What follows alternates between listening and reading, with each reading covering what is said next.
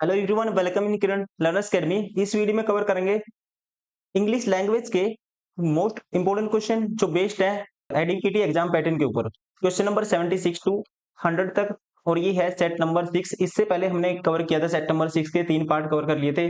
First part में हमने cover किया था रीजनिंग, सेकंड पार्ट में जनरल अवेयरनेस और थर्ड पार्ट में मैथ्स। अभी ये है फोर्थ पार्ट सेट नंबर 6 का, इसमें कवर करेंगे इंग्लिश लैंग्वेज। क्वेश्चन नंबर 76, अगर एरर नहीं है तो ऑप्शन 4 हमें राइट करना है। एरर है इन तीनों पार्ट में दोस्तों, जिसमें एरर है वो हमें देखना है कि कौन से पार्ट में एरर है। तो चलिए स्टार्ट करते हैं। Question number 76, the moon is shining brightly tonight, is it. देखिए, अब यहाँ पे स्टार्टिंग में अगर क्वेश्चन टैग में पॉजिटिव सेंटेंस आ जाता है, the moon is shining brightly tonight, तो इसका जो क्वेश्चन टैग बनेगा नेगेटिव बनेगा। मतलब क्या आना चाहिए? इजंट इट आना चाहिए। ये गलत दिया हुआ है, इज इट दिया हुआ है। राइट आंसर होगा ऑप्शन थर्ड। थर्ड में एरर है, इसलिए करेक्ट ऑप्शन कौन सा होगा? ऑप्शन कौन सा करेक्ट करेंगे? Option third.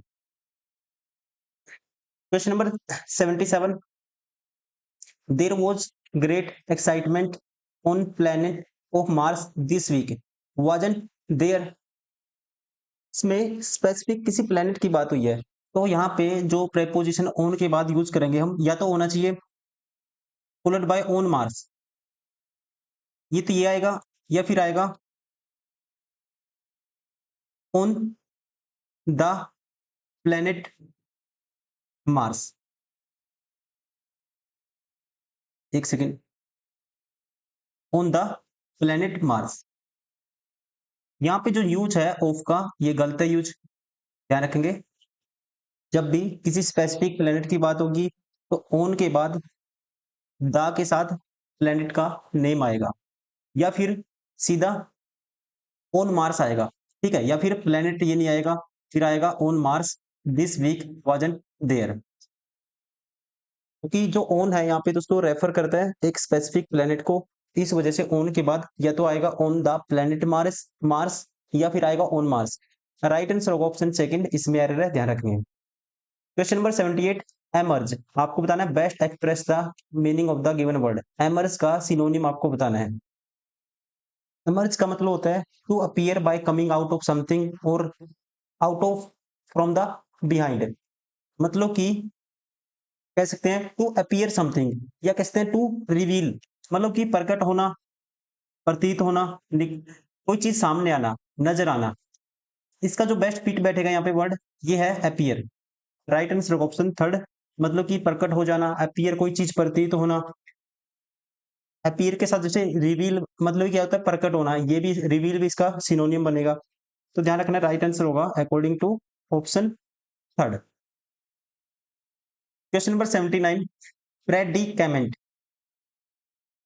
प्रेडिकेमेंट का मतलब होता है अनप्लीजेंट सिचुएशन, ये कह सकते हैं डिफिकल्ट सिचुएशन।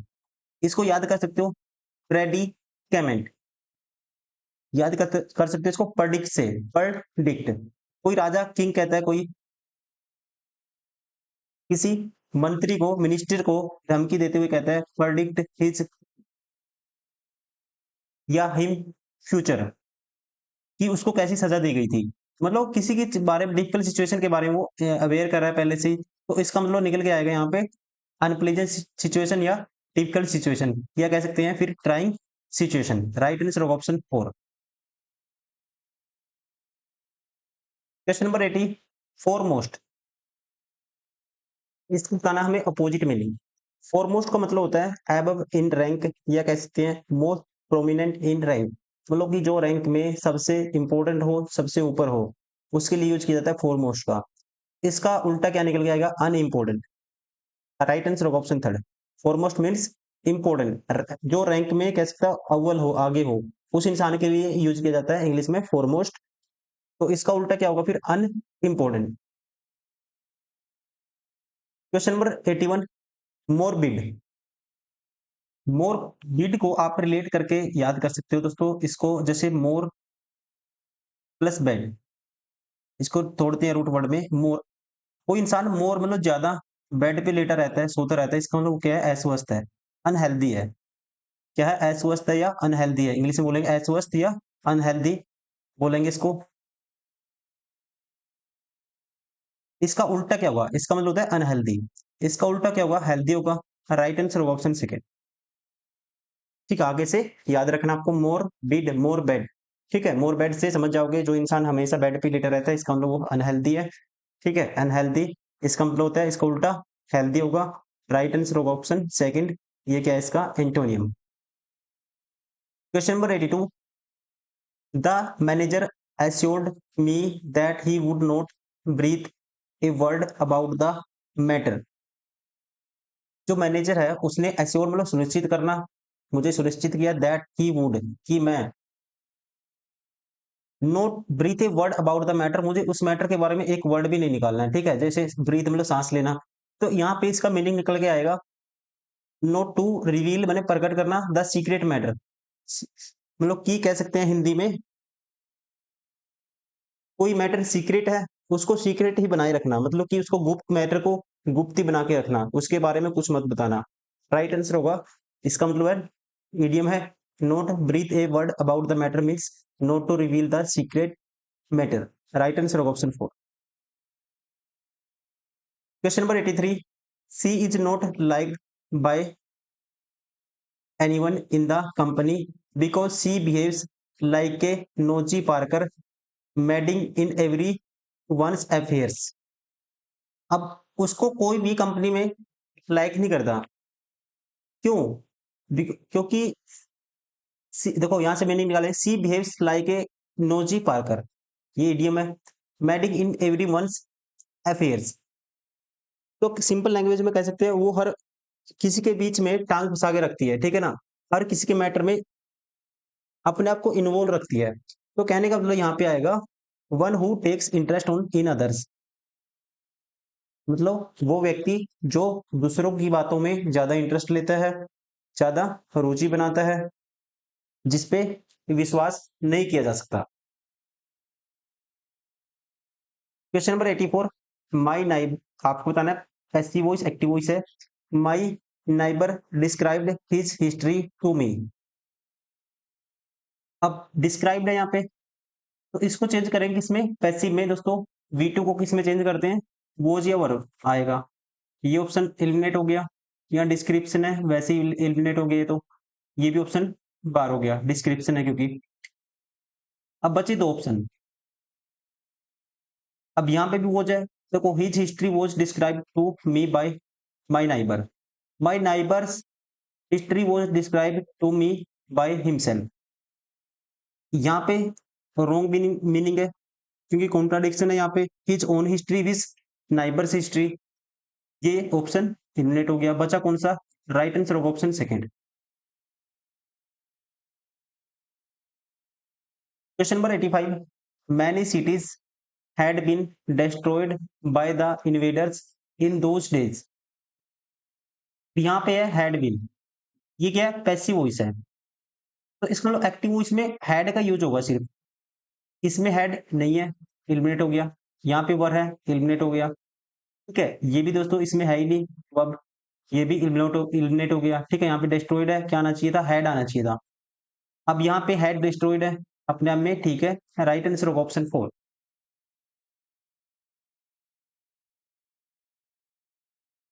क्वेश्चन नंबर 86, इसमें बताना है अगर नो इम्प्रूवमेंट है राइट आंसर करना है, फिर ऑप्शन फोर। अगर इम्प्रूव होगा तो फिर कोई ऑप्शन आपको चूज करने की क्या आएगा। ठीक है, इसकी जगह पे I am Malala is an international Booker prize best seller that has been translated into more than 12 languages. यहाँ से जो मीनिंग निकल के आएगा, आई एम मलाला एक क्या है, international Booker Booker prize best seller है।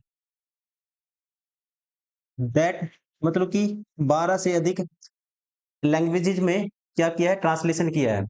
अपने आप में सेंटेंस क्या है, हैज बीन का यूज देखो, विल फ्यूचर की तो बात नहीं है, अपने आप में दोस्तों गलत है फ्यूचर का, तो क्योंकि कोई एक्शन शुरू हुआ है और यहाँ पे आगे खत्म हुआ है कि 12 लैंग्वेजेस का ट्रांसलेशन हो गया है। ठीक है, तो इसका मतलब फ्यूचर की तो बात नहीं होगी, पास्ट की नहीं होगी। जब कोई एक्शन कह सकते हैं पास्ट से स्टार्ट होता है प्रेजेंट तक आता है, परफेक्ट हो जाता है, तो इसका यूज करते हैं हैज बीन ट्रांसलेटेड। इसका यूज आएगा हैज बीन, मतलब has plus been plus V3 का यूज करते हैं। इज नहीं आएगा। राइट आंसर होगा ऑप्शन, परफेक्ट में किसका यूज करते हैं, इज तो नहीं आएगा, है जाता है। तो राइट आंसर होगा option 4, no improvement. Question number 87, despite the bike was costly she bought it. Despite या इंस्पाइट ऑफ का मतलब होता है के बावजूद, और इनको यूज किया जाता है नाउन या नाउन फ्रेज से पहले। एक पूरा यहाँ पे क्या है, सबॉर्डिनेट क्लोज है, the bike was costly she bought it, तो यहाँ पे यूज होगा दोस्तों कंजंक्शन का, और ये है दो। दो का यूज सबॉर्डिनेट क्लोज के आगे किया जाता है, इसका मतलब है हालांकि। ठीक है, अगर यहाँ पे इसके बाद डिस्पाइट के बाद जब भी नाउन हो या नाउन फ्रेज हो तो फिर डिस्पाइट का यूज अपने आप में ठीक होता है। लेकिन यहाँ पे क्या है, सबॉर्डिनेट क्लोज है पूरा, इसके लिए हालांकि या मीनिंग लिखे गया था, हालांकि the bike was costly, bike बहुत महंगी थी, सी बोट इट, तब भी उसने खरीद लिया। तो यहाँ पे राइट आंसर होगा ऑप्शन 4, ध्यान रखेंगे आप। क्वेश्चन नंबर 88, स्टार्टिंग इस वाले से है एंड ये से है, तो ये बताना है आपको ऑर्डर कौन सा आएगा। ठीक है, ऐसे क्वेश्चन को करना ऑप्शन से। पहले पढ़ते हैं starting. There was once a Persian king called Shahryar who had a beautiful wife. देखिए कौन सा आएगा, वो ब्यूटीफुल वाइफ थी, अब वाइफ के बारे में ही बताएगा वो। When the king discovered this, देखो यहाँ पे लॉजिकल है दोस्तों, इसका कोई रिलेशन नहीं है पहले वाले से, स्टार्टिंग से। ही गेव ऑर्डर दैट, किसको ऑर्डर दिया, ठीक है, ये भी बार हो गया, पी से नहीं स्टार्टिंग होगी, क्यू से नहीं होगी, ये बार हो गया, ये बार हो गया। ऐसे ही decided that all women were, देखो यहाँ वाइफ की बात हुई है, यहाँ ऑल वुमेन की, ये क्वेश्चन ऐसे ही स्टार्ट नहीं होगा। आर से देखो, ही लव्ड हर, देखो वाइफ की बात हुई थी, वाइफ क्या थी, who had a beautiful wife, he loved her, वो उसे प्यार करता था very much, but she was a wicked woman, तो इसका मतलब रिलेट किससे हो पा रहा है, पहले वाला आर से, स्टार्टिंग में आर आएगा, राइट आंसर होगा option 4। Question number 89, almost every country in the world, और लास्ट है इंफीरियर क्रिएचर्स। अब देखना है कौन सा आएगा, P Q R S, almost every country in the world.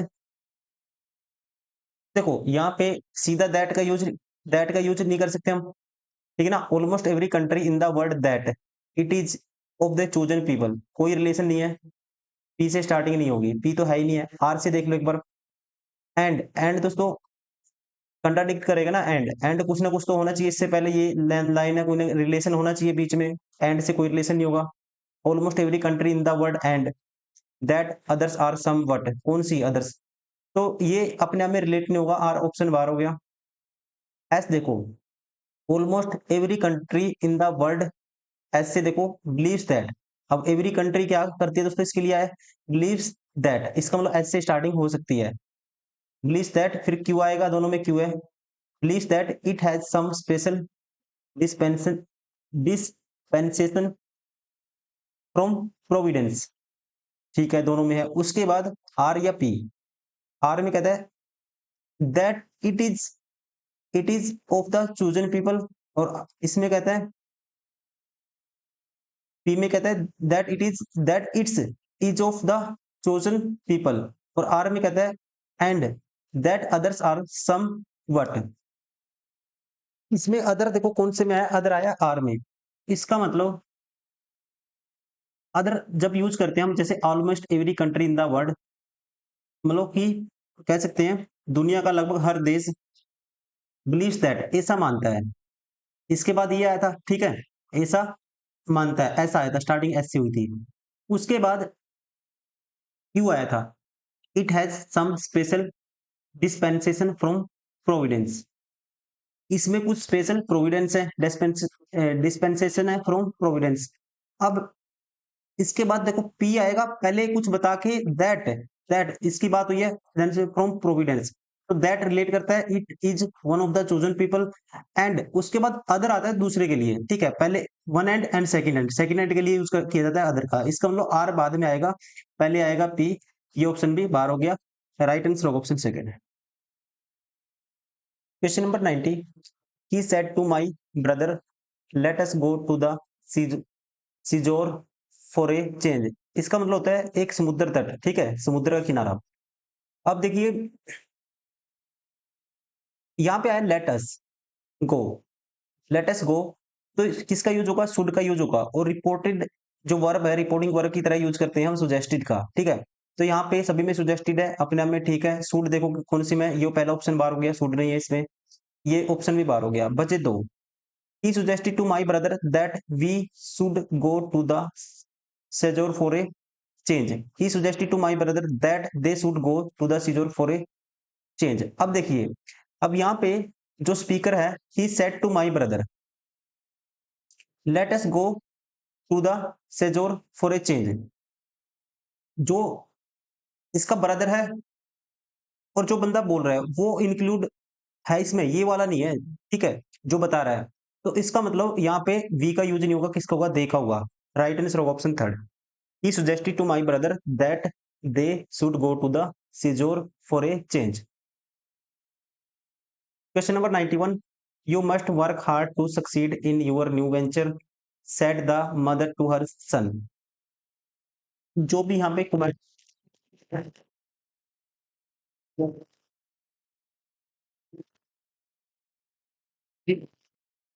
याचिका नहीं की गई किसी के आगे कोई भी, ये भी गलत है। यहाँ पे किसकी बात हुई है, सिर्फ एडवाइस की बात हुई है। देखो, you must work hard to succeed in your new venture said the mother to her sun.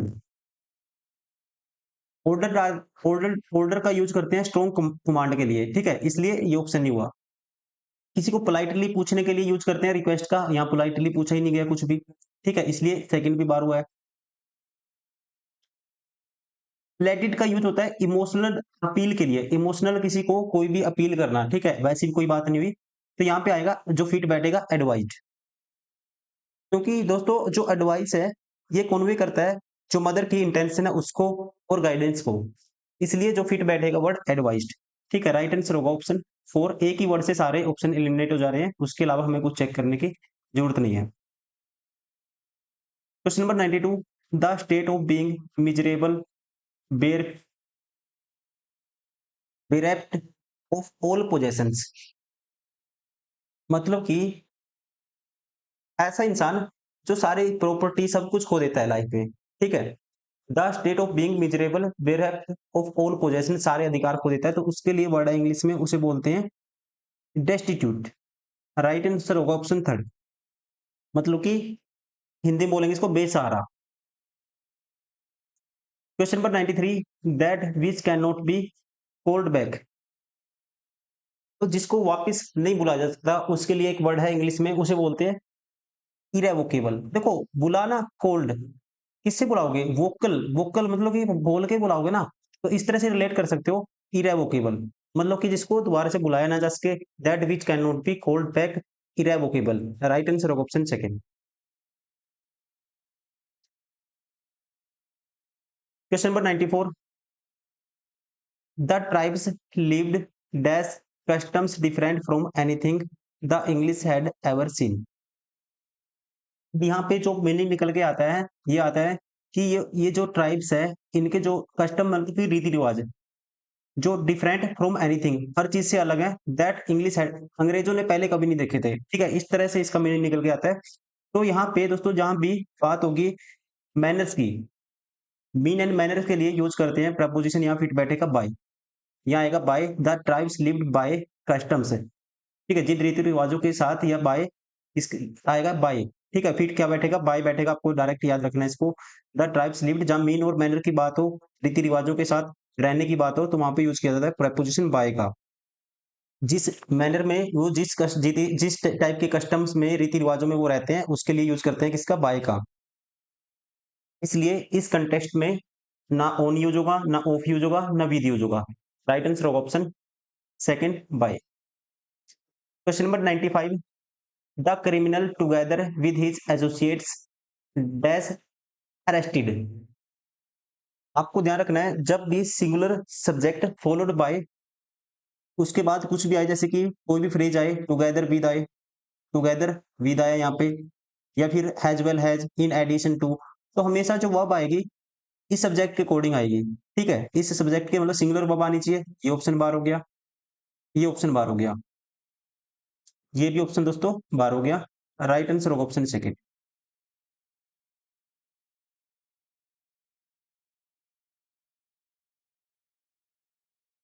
Question number 96 to 100. Read the following passage given below and answer the question. What is green hydrogen? इसके बारे में बताया गया है, hydrogen is a key industrial fuel that has a variety of application including the production of ammonia, जो क्या है, एक की फर्टिलाइजर है, स्टील, रिफाइनरीज एंड इलेक्ट्रिसिटी, इन सब में.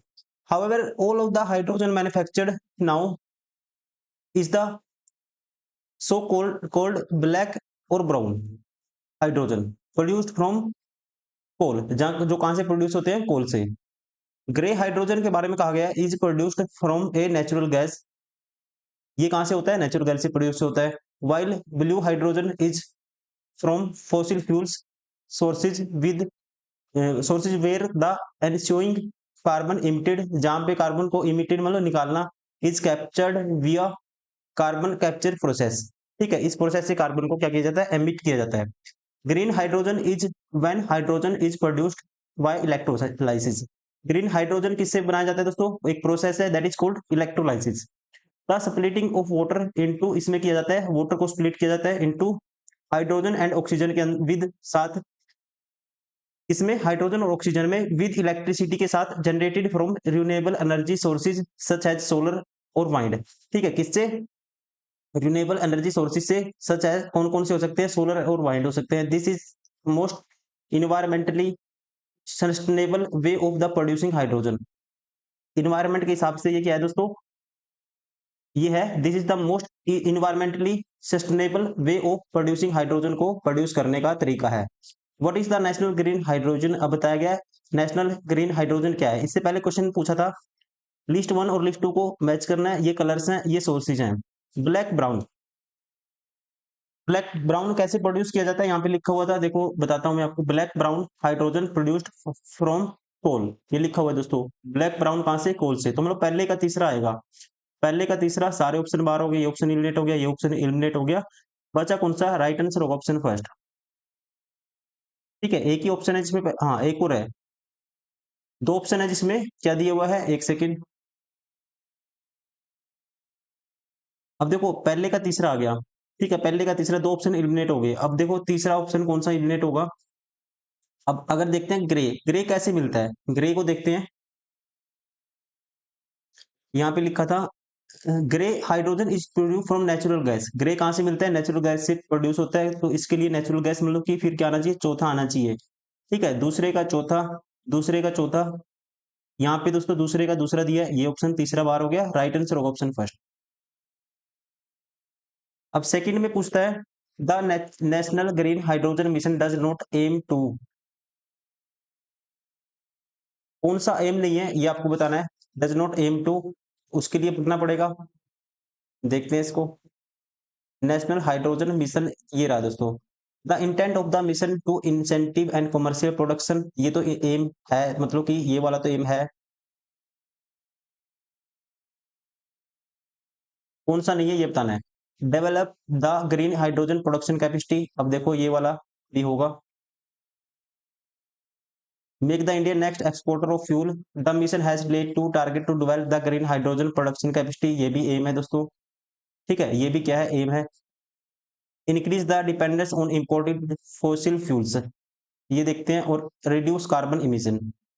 अभी फोर्थ तो देखो, ये तो एम होना ही चाहिए, रिड्यूस कार्बन इमिशन को तो कम करना ही होगा. ठीक है, उसके लिए लेकिन एक बार फिर भी पढ़ लेते हैं. पर एमयू दिस, ये हमने पढ़ लिया था, hydrogen production capacity at least 5 MMT million metric tonne target है ये.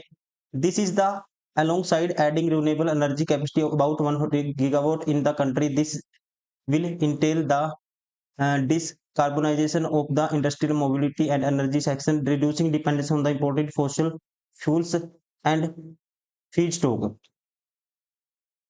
यहाँ पे लिखा हुआ है रिड्यूसिंग. ठीक है, देखो ये रिड्यूसिंग, कम करना. ठीक है, dependence on the imported fossil fuels and feedback. और यहाँ पे लिखा हुआ है, यहाँ पे देखोगे, increase the dependence on the imported fossil fuel, ये गलत है दोस्तों, ये टारगेट नहीं था. राइट आंसर होगा C, option third is correct. उसके बाद, as per the passage how is the green hydrogen expected to facilitate the economy, मतलब कि पैसेज के अकॉर्डिंग जो हाइड्रोजन है, ग्रीन हाइड्रोजन है, ये एक्सपेक्ट किया जा रहा है कि कैसे फैसिलिटेट करेगा इकोनॉमी को। फर्स्ट है एम्प्लॉयमेंट जनरेशन, ये तो होगा ही होगा। लेस प्रोडक्शन ऑफ SO2, डिस्कार्बोनाइजेशन, ये भी दोस्तों हमने पढ़ा था डिस्कार्बोनाइजेशन। इन ये मैंने पढ़े थे, चलो याद है आपको, भी याद होगा, ठीक है, मैंने अभी पढ़ाया था आपको। लेकिन एक बार ये देख लेते हैं,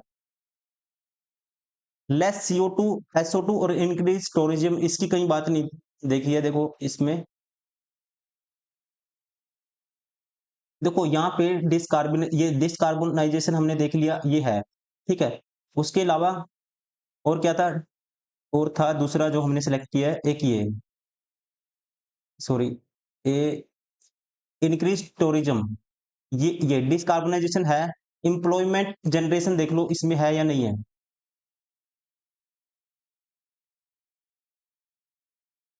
opportunity and developing new technology such that the efficient fuels center helps investment will bring investment worth of a trillion, create a 6 lakhs of jobs। देखो एम्प्लॉयमेंट अपॉर्चुनिटी तो है इसमें, तो इसका मतलब ये दो तो होंगे होंगे, ए और सी तो होगा ही होगा। ए और सी दोस्तों दो, एक ही ऑप्शन है जिसमें ए और सी है। राइट आंसर होगा ऑप्शन थर्ड। जरूरी नहीं है आपको सारे चेक करने हैं। आप ये देखो, मान लो मैंने दो चेक कर लिए हैं, ठीक है, मुझे पता था ये दो डेफिनेटली हैं, ए और सी हैं। अब मैं वही ऑप्शन देखूंगा जिसमें ए सी है।